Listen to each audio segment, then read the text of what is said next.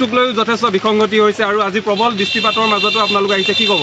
এই বিৰুদ্ধে প্ৰতিবাদ চলিব আৰু ONGC আমি এটা দাবী দিছোঁ যে ONGC ব্যক্তিগতকৰণটো বন্ধ হ'ব লাগে। আমাৰ থলুৱা নিযুক্তিটো কমি গৈছে, য'ত ল'ৰাটোৱে 80,000 টকা দৰমহা পাব লাগে, ONGC ব্যক্তিগতকৰণ কৰাৰ ফলত সেই অসমীয়া ল'ৰাটোৱে, সেই খিলঞ্জীয়া ল'ৰাটোৱে আজি 10-15,000 টকা থাকিবলগীয়া হৈছে। ব্যক্তিগতকৰণ বন্ধ কৰিব লাগিব, এইটো আমাৰ একদম স্পষ্ট কথা। কাৰণ এই ব্যক্তিগত এই ONGC কেইটামান অনা অসমীয়া বিষয়া মিলি, বৰমূৰীয়া মিলি এই আমাৰ SK পেট্ৰৰ দৰে মানুহৰ লগত, আলমনচিৰি এইবিলাকৰ লগত যিটো হৈ আছে মিতিৰালি, এইবিলাক ইয়াত বন্ধ কৰিব লাগে। আৰু ONGCয়ে ডাইৰেক্ট খনন কৰক, আমাৰ ক'বলগীয়া একো নাই, কিন্তু ব্যক্তিগতকৰণ বন্ধ কৰিব লাগে, আৰু নহ'লে ONGC বিৰুদ্ধে আন্দোলন চলি থাকে। আজি যিহেতু বৰ্তমানো সম্পূৰ্ণ বন্ধ হোৱা নাই, যিহেতু গেছৰ যিটো লিকেজ, সেই জনতাসকলৰ যথেষ্ট ভটিয়াপাৰবাসী ন্যায়ৰ বাবে আমি ওলাই আহিছোঁ। শিৱসাগৰ ভটিয়াপাৰবাসী ন্যায়ৰ বাবে ওলাই আহিছোঁ। আমাৰ জিলা সমিতিৰ নেতৃত্বত গোটেই প্ৰক্ৰিয়াটো আগবাঢ়িছে। আজি আমাক যোৰহাট জিলাই ইয়াত সহযোগ কৰিছে। বাকীখিনি মই আমাৰ মাধুৰ্য ৰাজখোৱা ডাঙৰীয়া সভাপতিক ক'বলৈ লৈছোঁ। আজি আপোনালোকে প্ৰতিকূল ভোটকো নেওচি ইয়াত প্ৰতিবাদ 80 দশকৰ পৰা অৱৈধভাৱে খনন কাৰ্য কৰি আছে। আৰু ভটিয়াপাৰত যিটো ঘটনা সংঘটিত হৈছে, এই ঘটনাটো প্ৰথম নহয়। ইয়াৰ আগতো লাকুৱা, গেলেকী বিভিন্ন ঠাইত এনেকুৱা গেছ দুৰ্ঘটনা ঘটি আছিলে। আৰু পশুধনকে আৰম্ভ কৰি আমাৰ বহুতো ব্যক্তিয়ে এনেকুৱা চৰম মৃত্যুক আঁকোৱালি ল'বলগীয়া হৈছে। কিন্তু আজিৰ তাৰিখলৈকে ONGC যিটো প্ৰটেকশ্যন হ'ব লাগে এইবিলাকৰ ক্ষেত্ৰত আজিৰ তাৰিখলৈকে নাই। আনকি ভাৰতবৰ্ষতে নাই, আমেৰিকাৰ পৰা 2-3জন ব্যক্তি আনি ইতিমধ্যে তেওঁলোকে গেছটো কম কৰিছে। সেই ক্ষেত্ৰত আমি আদৰণি জনাইছোঁ। কিন্তু সন্মানীয় মুখ্যমন্ত্ৰী হিমন্ত বিশ্ব শৰ্মা ডাঙৰীয়াই সেই ক্ষেত্ৰত যোৱাৰ পাছতো আজিৰ তাৰিখলৈকে জিলা প্ৰশাসনে হওক, ONGC প্ৰশাসনে হওক বা বিতৰ্কিত SK পেট্ৰৰ প্ৰতিষ্ঠানৰ স্বত্বাধিকাৰী হওক, তেওঁলোক ইমান নীৰৱে এনেকৈ কিদৰে আছে?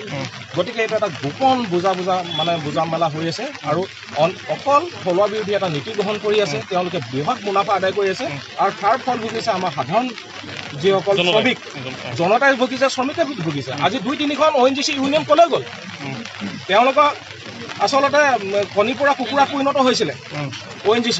তেওঁলোকে বিষয়াসকলৰ লগত মিলজুল কৰি তেওঁলোকে মুনাফা আদায় কৰি আছিলে। আজি তাৰিখত যেতিয়া শ্ৰমিকসকলে আজি দুৰৱস্থা হৈছে, তেওঁলোকে আজি কাম বন্ধ কৰি আমি দেখিছোঁ। BLRC থানাই SK পেট্ৰৰ প্ৰতিষ্ঠানটো আজি 7 দিন হৈ মই অৱৰোধ কৰি ৰাখিছোঁ। তাৰ কৰ্মচাৰীয়ে আমাৰ লগত যোগাযোগ কৰিছে।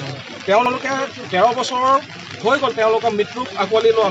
13 বছৰ পিছতো কিন্তু SK পেট্ৰৰ পৰা পাবলগীয়া প্ৰাপ্যসমূহ তেওঁলোকে পোৱা নাই। গতিকে আমাৰ দাবীসমূহ আছিল, আৰু দাবীসমূহৰ ক্ষেত্ৰত অনাগত দিনতো আমাৰ সংগ্ৰাম অব্যাহত হৈ থাকিব। যিহেতু আপোনালোকে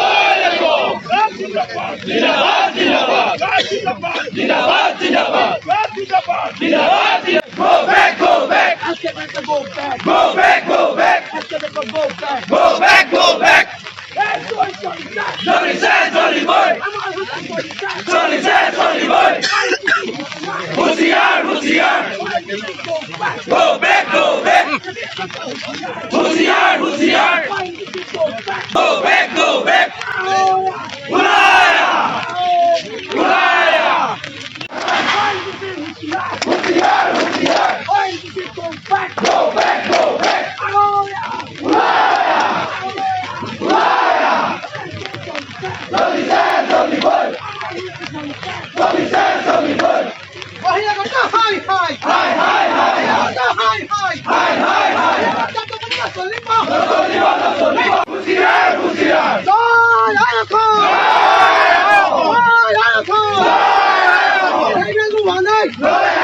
Come